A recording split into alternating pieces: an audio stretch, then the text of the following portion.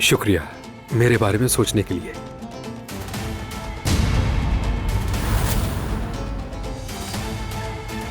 अपने भाई बारान और चचा की खुशी के लिए क्या कुछ नहीं किया।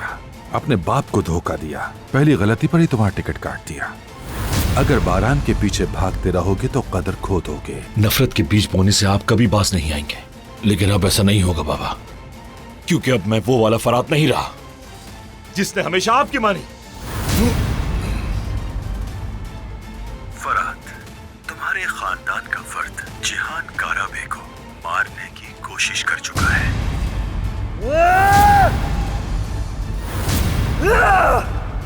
मेरी तरफ देखो।